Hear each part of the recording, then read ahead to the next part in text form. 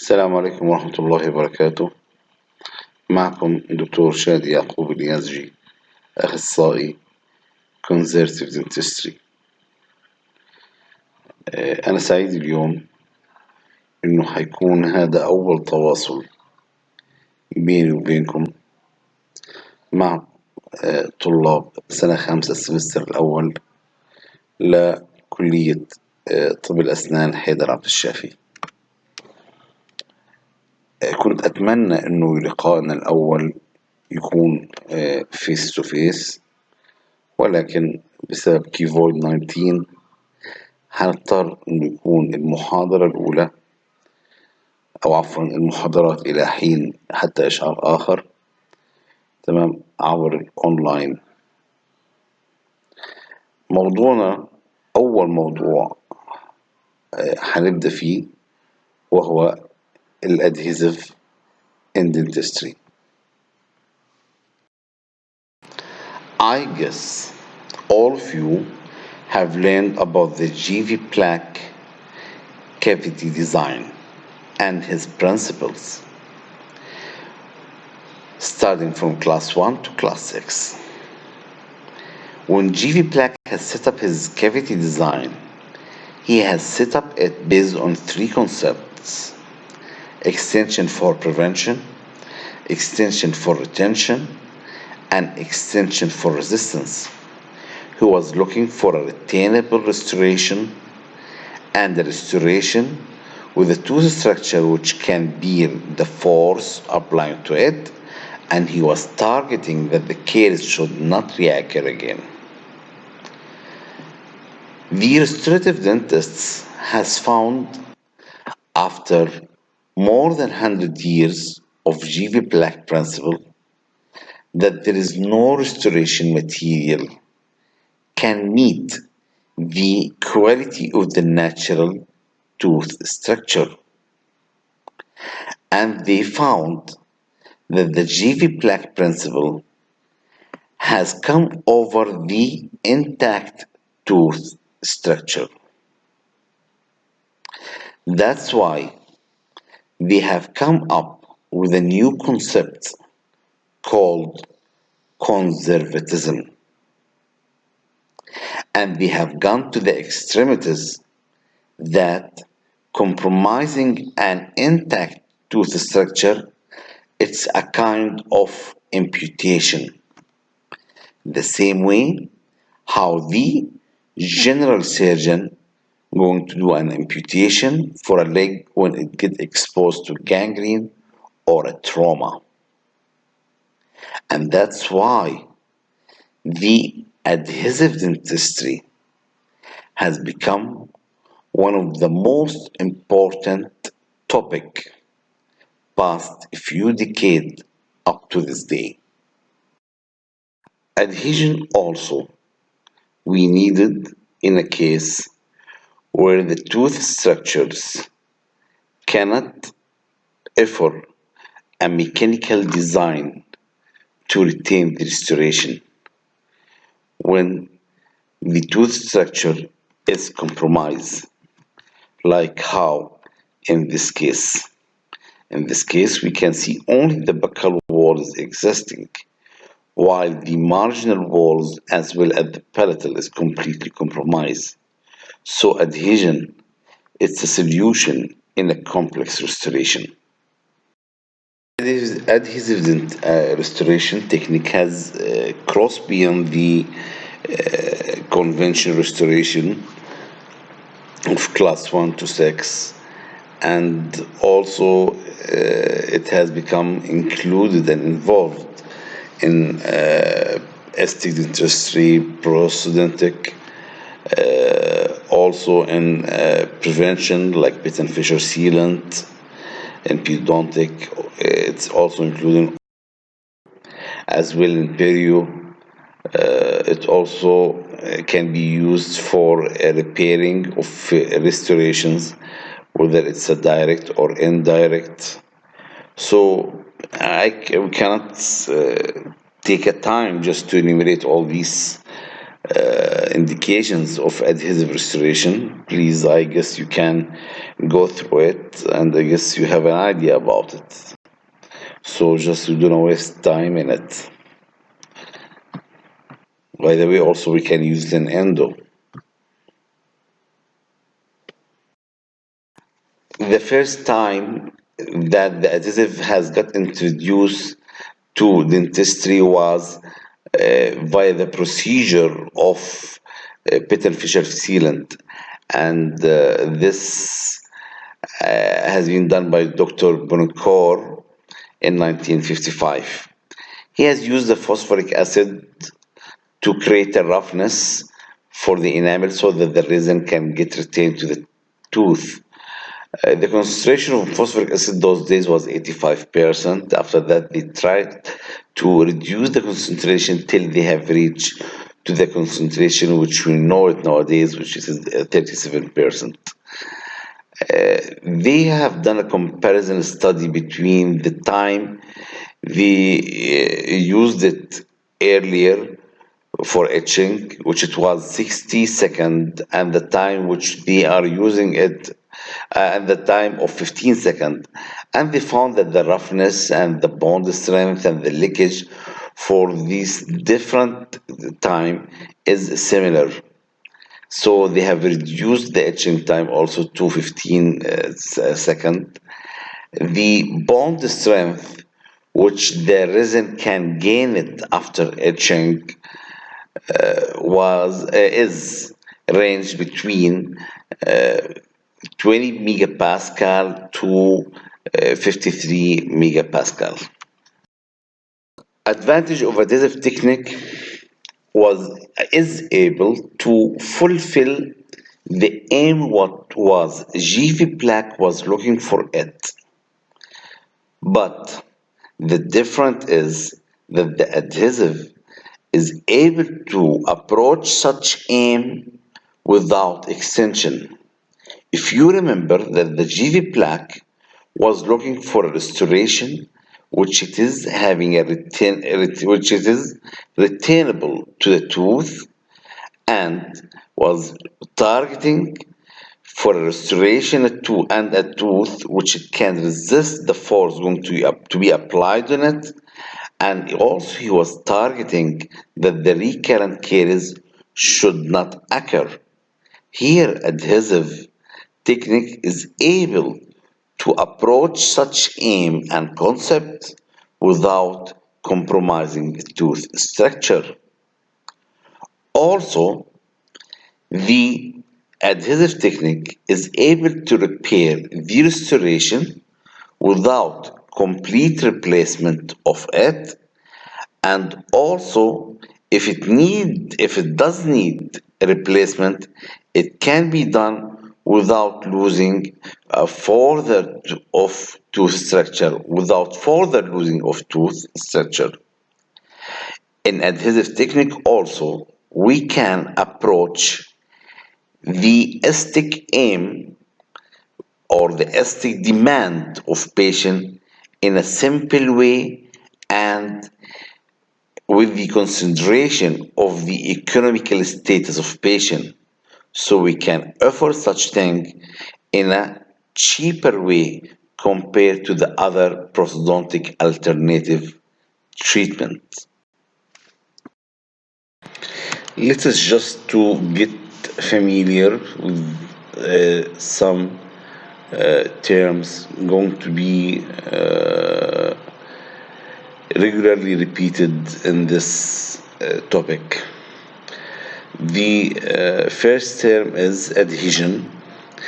Adhesion, the state in which two surfaces are held together by interfacial force, which may consist of valence force or interlocking force or both. So that means adhesion, it is that there is a bond between two different material or two different surfaces. That's called adhesion. And the way how they get adhere to each other or bond to each other, either via interlocking force, that mean like in a mechanical way, or a valence force. And valence, that mean in a chemical way. So valence force, like on an atom level and molecular level, or interlocking force, that mean based on a mechanical way, or it can be both. Adhesive, this is the material which we are going to use it to gain adhesion. Adhesive is the material which we are going to add it between the two different material to gain the adhesion. So laterally it is a material frequently viscous fluid that join two substrates together by solidifying and transferring the load from one surface to the other. Adherent refer to the surface or substrate that adhere to. That mean where the material adherent is the structure which we aim to get the adhesion to it. So here in this case in our topic, that mean it is the tooth structure. It is the tooth structure. Adhesive strength. If you remember that I have mentioned earlier regarding the bonding strength, or in other term, the shear strength, and here we are going to call it in another third term, adhesive strength. This is, and I have said that the range of bonding strength of the bond to the tooth structure, it is in range of 20 megapascal to 53 megapascal. We can define this strength as the maximum capacity or the maximum load which can the two material bear it without getting dissipating from each other. If the strength going to cross beyond this maximum bearing capacity or the maximum bearing load, then the material can dissipate from each other. So the adhesive strength laterally is the measure of the load bearing capacity of an adhesive joint. We have three different forms of adhesion. The first one is mechanical adhesion. It is interlocking of adhesive with irregularity in the surface of the substrate or adherent. For example, penetration of resin and formation of resin tag within the tooth surface. The second one is adsorption adhesion, and it is a chemical bonding between the adhesive and the adherent. The force involved may be primary or secondary. Primary like ionic or a covalent, secondary like hydrogen bond, dipole interaction, van der Waals valence force.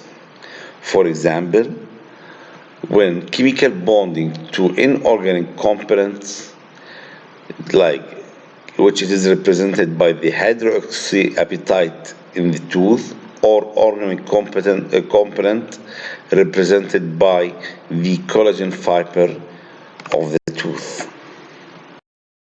The last form of adhesion is called diffusion adhesion, interlocking between mobile molecules such as the adhesion of two polymers through diffusion of polymer chain ends across an interface.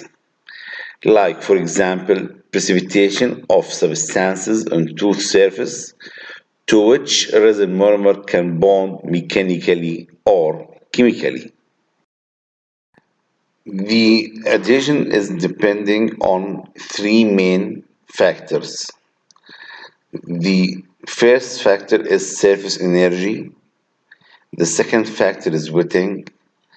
And the third factor is contact angle.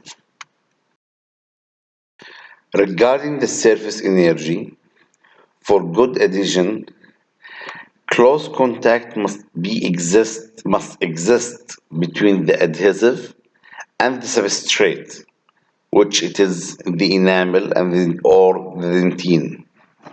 The surface tension of the adhesive should be or must be lower than the energy of the substrate. The second factor going to affect the adhesion is that the type of the surface whom they are going to get in contact with each other, whom they are going to adhere to each other. If these two surfaces is solid, how much ever they are smooth, they will still not be able to have an intimate contact with each other because of the microscopic irregularity. To overcome such thing, the fluid should cover these irregularities and to increase the contact area. So, wetting is an important factor to have an intimate contact between the two surfaces and as well as a good adhesion going to result. The last factor, the third one of the adhesion, it is based on the second one.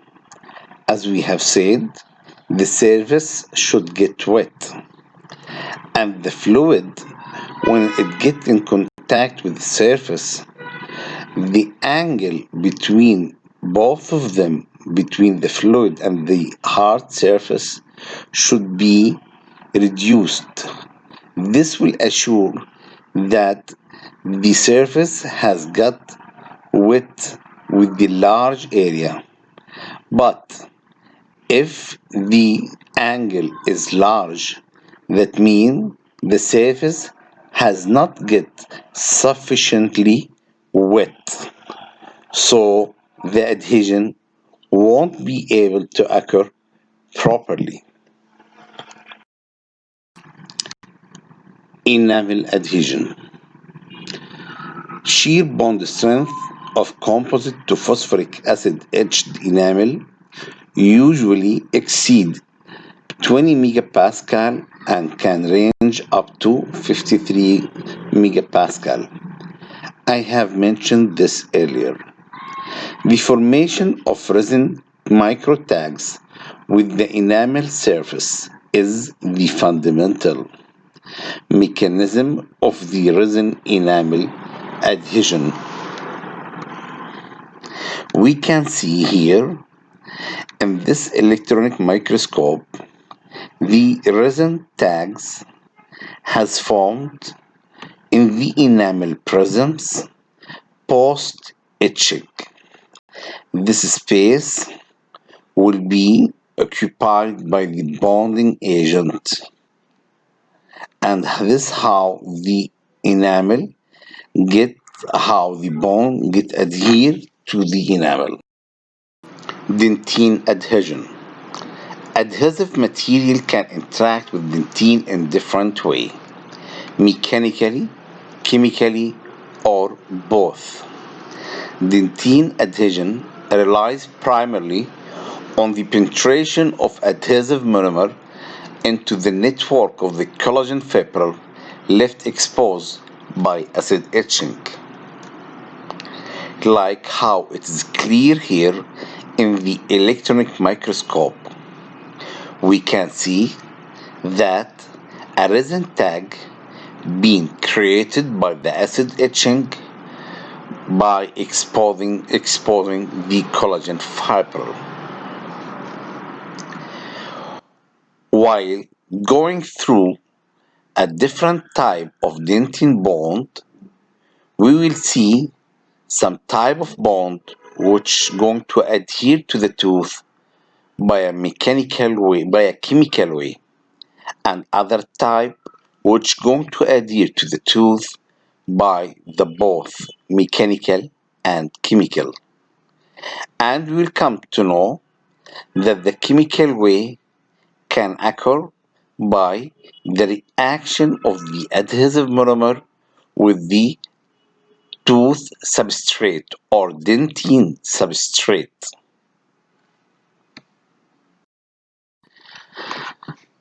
Challenging in dentine bonding. Dentine bonding considered to be a challengeable area compared to enamel bonding, and this is because of the following reason.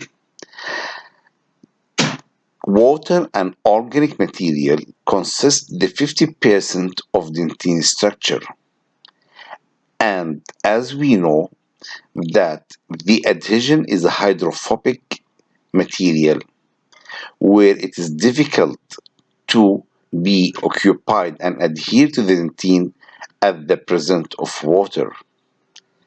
And the adhesion and the bond of the adhesion to the organic material in dentine is weaker compared to the one of inorganic in enamel.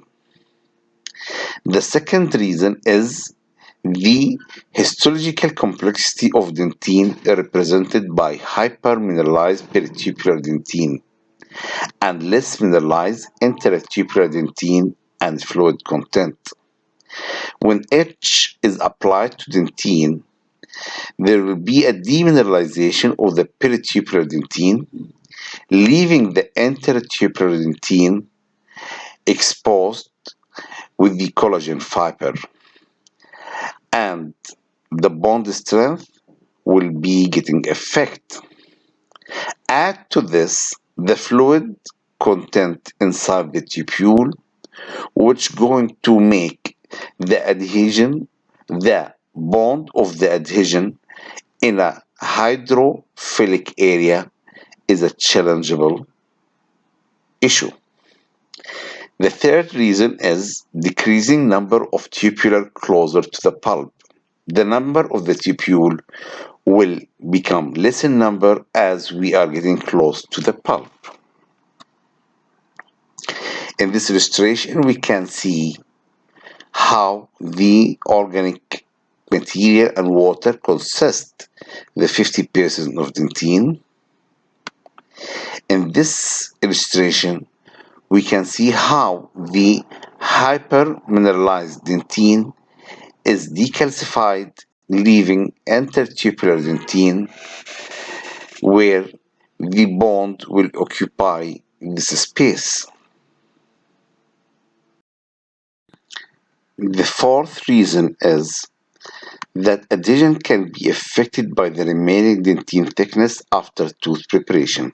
Bond strength are generally less in deep dentine than in superficial dentine. Fifth, the degradation of the collagen by dentine proteinase is known to negatively affect the bonded interface. Collagen membrane, it is the structure of dentine which it is going to interlock with the adhesion, with the bond.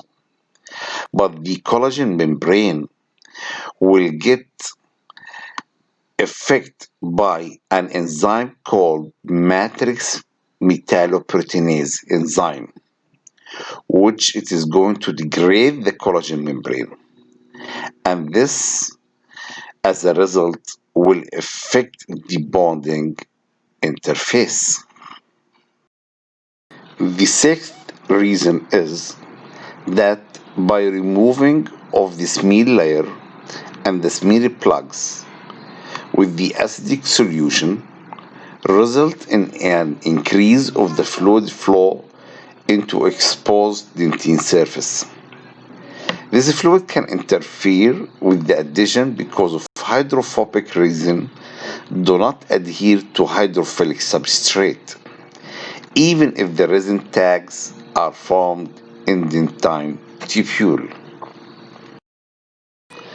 The seventh factor is C factor. C factor say that when the number of the surfaces in the tooth structure going to get bond with the adhesion is increased, this will affect on the bond strength. And as deeper we are going in our preparations, more of surface number will get increased, more of surface number will be involved, and this will affect on the bond strength. Radius and length of tubule, the viscosity of dentine fluid, the pressure gradient, the molecular size of substances dissolved in tubular fluid, the rate of removal of substances by blood vessels in the blood affect permeability. All these variables make dentine a dynamic substrate and consequently a difficult substrate for bond. Development of bonding. First generation N phenylglycine glycidyl methacrylate.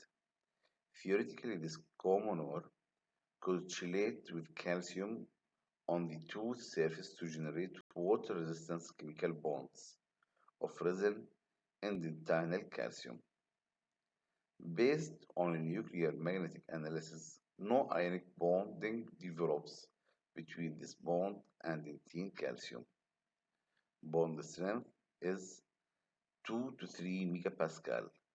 That means there was no actual and real chemical bonding between the bond and the tooth structure, and the bonding was so weak, the bond strength was so weak, which it made the first generation not which it make the first generation not cannot be used anymore. Second generation phosphate ester material, phenyl p hydroxyethyl methacrylate, HEMA. It is in ethanol. Mechanism of action was based on a polar interaction with a smooth layer. The positively charged part of this polar interaction is the smooth layer, and the negatively charged part of this polar interaction is the resin. The smooth layer was the weakest link in the system because of its relatively loose attachment of the dentine surface. Also, the resin was not able to penetrate the full thickness of the smooth layer, so it was not able to reach to the dentine to have the same polar interaction which it has made it with the smooth layer. That's why the bond strength is so weak and it is only 1 to 5 megapascal. That means it is below 10 megapascal. It has a large contact angle in moist surface. And if you remember that I have said that the three factors which are going to affect the bond strength and the adhesion is the surface energy, the wetting or wettability, and also the contact angle. Contact angle does it reveal how much the bond was able to with the surface of the substrate. If the contact angle is large, that means the bond was not able to with a large area of the substrate, and the wettability will get effect. So the bond adhesion will get effect too. The third generation. The third generation, they tried to deal with the smear layer in one of the two ways, either by doing by removing the smear layer and keeping the smear plug over the internal tubule, and they have approached this by the acid etching. And the other way was modification of the smear layer to improve its properties by allowing penetration of acidic monomer. Fusuyama has introduced phosphoric acid etching to dentine before the application of phosphate ester type bonding agent. And please have an attention here that Fusiyama is introducing the etching to dentine, while the etching by phosphoric acid has already been introduced since 1955 by Bonocor. This was allow penetration of monomer acid to penetrate into the open dentinal tubule. But limitation was in the hydrophobic natures of the resin of the bonding resin was not able to be compatible with the hydrophilic natures of the dentinal fluid, particularly the dentinal fluid particularly it has been triggered by the etching effect. So the fluid amount will be increased as an inflammatory response, and this will affect on the bond strength of the hydrophobic resins with the dentine.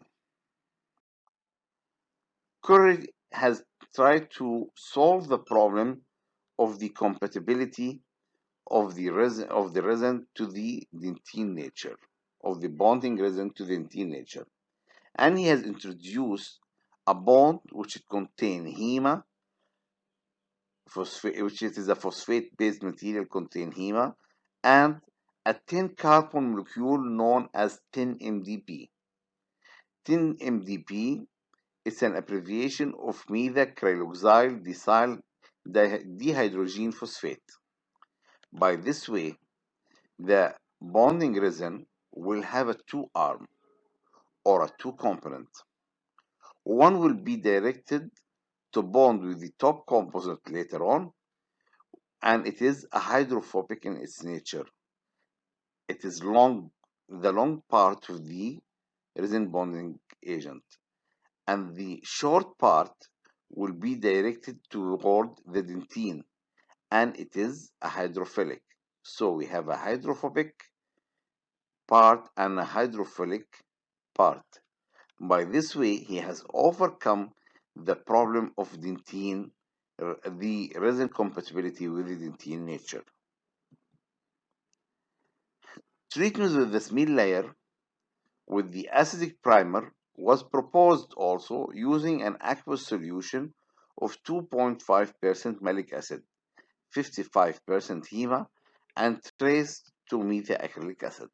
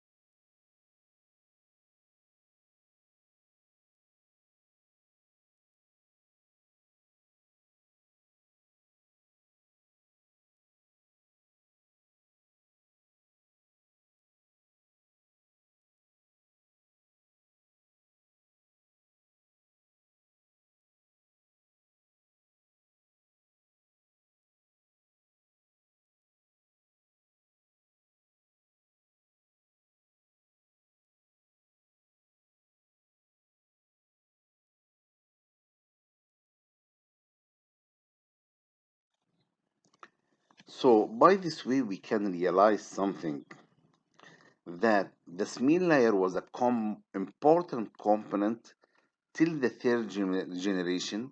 It was an important component in the adhesion mechanism, and they tried to modify the smear layer to not eliminate it completely and leaving the smear layer on the dentinal tubule, and this has been approached by the philosophy of etching, which it was advocated only by the Japanese people and has been taken with more precaution by the European and United States.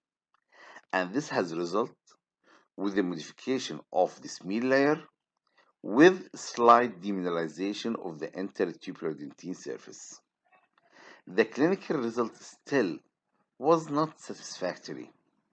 That has made them to think, what if we are going to remove or eradicate the smear layer completely? And this we will come to know about it in the following fourth and the fifth generation.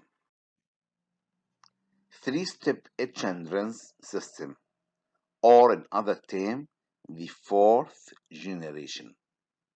As I have predicted in the previous slide, we try to think what if we can eradicate and eliminate the smear layer completely, in an aim that the resin can penetrate more deeper in the dentine substrate, in a, in a target to have a higher or a good bond strength of a resin to dentine. Simultaneous application of acid to enamel and dentine has given the term of this technique of total etching technique as a total etching technique. But nowadays they have another term called etch and rinse technique, and this to distinguish it from the coming up generation where the rinse won't be involved in it. Acid demineralize intertubular and peritubular dentine, open dentinal tubule, and expose dense collagen fibril. This is a beautiful illustration. I have taken it from Sturdivant, Art and Science and Operative Dentistry. At the left illustration, we can see at the top left figure, we can see the smear layer is plugging the dentinal tubule and also covering the dentine surface. By acid etching and rinsing, the complete smear layer is eradicated and removed, and the dentine has got etched also, exposing the collagen fiber inside it. This is in the second figure. In the third figure, the dentine, the primer the primer has got applied, which it is the hydrophilic portion of the bond has got applied on the dentine surface and the dentinal tubule too. Then at the top of it, also the hydrophobic bond or hydrophobic adhesive is applied at the top of the hydrophilic part. Then at the top of this, also at the top of the hydrophobic, the composite has got applied. And by this way, they have really solved the problem of the dentine natures. They were able to occupy more portion and incorporate more portion of dentine structure in this bond, and they have increased the dentine bond strength to the resin bond. Some authors has described the fourth generation by the following steps. A phosphoric acid etching gel that is rinsed off, a primer, which it is the hydrophilic part of the bond containing a reactive hydrophilic monomer in ethanol, acetone, or water, a non-solvent unfilled or filled resin bonding agent system contain a hydrophobic monomer such as bismuth, frequently combined with the hydrophilic molecule such as HEMA.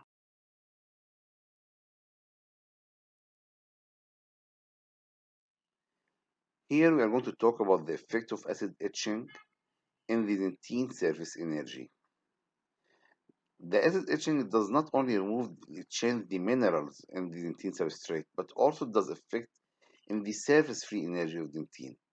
Phosphoric acid, when it removes the hydroxyapatite crystal, it will reduce its surface energy. And as we know that there is a correlation between the surface energy and between the adhesion. So, and this is and the surface, and also there is a correlation between the adhesive ability and the calcium concentration in the dentine. So to solve such a problem, the primer, which it is the hydrophilic part of the resin bond, will increase the surface energy of dentine. And a direct correlation between surface energy of dentine and shear bond strength has been shown. Here is the cross section of the dentine after it got etched and the bond has got applied on it. We can see in the in the level of the C, this is the adhesive. At the level of A, this is the adhesive hybrid layer, and the at the level of H, this is the hybrid layer dentine. That portion of dentine which the bond has got incorporated inside it. Primer and bonding resin are applied to each dentine. They penetrate the intertubular dentine, forming a resin dentine. Interdiffusion zone or hybrid layer. They also penetrate and polymerize in the open dentinal tubule, forming a resin tag. So inside the dentinal tubule, it's called resin tag. The resin bond at the dentine surface, it is called a hybrid layer. The transition between the hybrid layer and the unaffected dentine suggests that an abrupt shift from the hybrid tissue to mnized tissue occur without any empty space or pathway that could result in leakage. Two-step etch and rinse, it has come up to simplify the bonding procedure.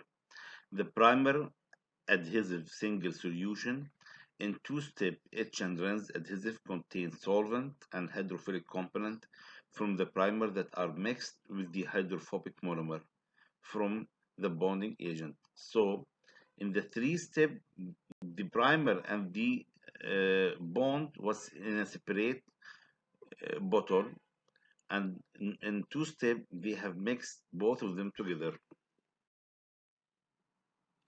Three-step etch and rinse adhesive result in better laboratory and clinical performance than two-step etch and rinse adhesive for the following reason.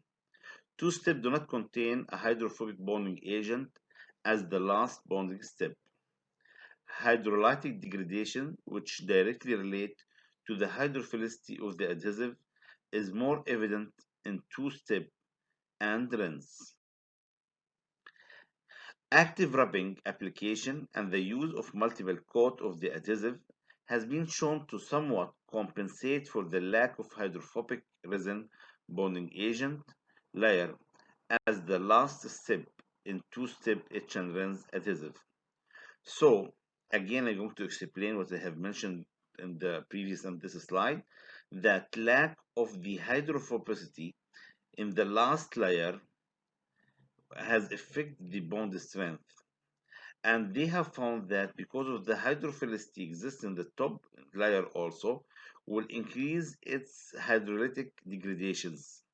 So trying to overcome such a problem, they have advised to do rubbing applications and a multiple coating of the adhesive. This somehow will compensate for the lack of the hydrophobicity of resin bonding agent as the top last layer.